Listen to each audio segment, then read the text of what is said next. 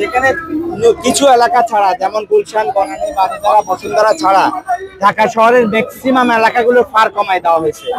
এতে করে এখন ভূমি মালিকরা যে আগে যেটাতে 10 তলা পাইতো পাশের বিল্ডিং, আমি কেন 5 তলা পাবো? এবং সেখানে স্বাভাবিকভাবে যারা, আমি ডেভেলপারকে দিতে চাচ্ছি একজন জমির মালিক হিসাবে, ডেভেলপার বলতেছে নিব না, কারণ এই 5 তলা হইলে আপনাকে আমি কি দেবো আর আমি কি নেব। এতে করে ঢাকা শহরের উন্নয়ন স্থবির হয়ে গেছে। বিশেষ করে ঢাকা শহরের যে মানুষগুলো ঢাকা শহরে আছে, এদের বসবাসের জন্য তো জায়গা লাগবে, এই জায়গা দিনের পর দিন কমে যাচ্ছে। এবং এইটা পাস হওয়ার পর বিগত সময়ে 1% বলা যায় না, এর আগে যা হতো এর চেয়ে 1% প্ল্যান পাস হয় নাই, প্ল্যান পাস বন্ধ। সুতরাং আমরা যারা জমির মালিক আছি তারা আজকে আসছি যে আমাদের আগের ড্যাপে 2008-এর বিধিমালা যাতে ফিরাই নেওয়া হয়। এটা চক্রান্ত করে করা হয়েছে ফ্যাসিস্টদের, তাদের কিছু ষড়যন্ত্র ছিল, এজন্য এই ধরনের একটা আইন করা হয়েছে। আমরা এটার মূলত হলো বাতিল চাই। এটা ঢাকা শহরে বৈষম্য করা হয়েছে, অর্থাৎ একে দেওয়া হয়েছে বেশি, একে দেওয়া হয়েছে কম। আমরা বলেছি যে আমাদের জায়গা বড়, রাস্তা বড় করেন, সমস্যা নাই, আমরা জায়গা ছেড়েছি। আমরা অনেক এলাকা আছে 15 ফিট জায়গা ছেড়ে দেই, বিল্ডিং একটা করতে 15 ফিট ছেড়ে দেই, কিন্তু আমরা চাই 15 ফিট ছেড়ে হলেও আমরা বিল্ডিং করতে। কিন্তু তারা এটা না করে 8 ফিটে প্ল্যান দিচ্ছে, কিন্তু আমার হাইট হবে দোতলা। আমার দরকার না, আমি বলেছি যে 20 ফিটের নিচে ঢাকা শহরে রাস্তা থাকবে না। আমি বলেছি রাস্তা আপনি বড় করেন, আমাদের হাইট বাড়িয়ে দেন, তাহলে ঢাকা শহরে বড় বিল্ডিং হলে দৃষ্টিনন্দন হবে এবং বসবাসের উপযোগী হবে। এটা মূলত আমাদের।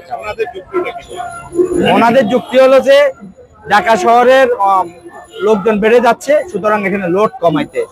আসলে পৃথিবীর ইতিহাসে তো লোড, হাইট কমাইয়া লোড কমানো যায় না, রাস্তা বাড়াইয়া লোড কমানো যায় এবং পরিকল্পনা করে কমানো যায়। ওনারা যেটা করেছে সেটা হলো জলাশয় যেগুলি ছিল বন্ধ করে দিছে, ধানি জমি যেগুলি আছে এগুলি বন্ধ করে দিছে। এগুলিতে তারা আবাসন শিল্পরে, এখানে একটা গ্রুপ আছে যারা স্বার্থান্বেষী মহল, যারা আবাসিক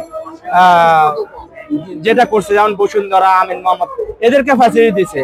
এখানে খাল ছিল, এখানে জলাশয় ছিল, এগুলি বন্ধ করে দিছে। এগুলি সুযোগ দিয়া ঢাকা শহরের উচ্চতাকে কমিয়ে দিয়েছে। এবং সেখানে আমরা যেটা মনে করি সেটা হলো রাস্তার যে অপশন, যে একটা রাস্তা বড় করে মানুষের চলাচলের জন্য উপযোগী করা, এখানে এই প্রভিশনও রাখা হয় না।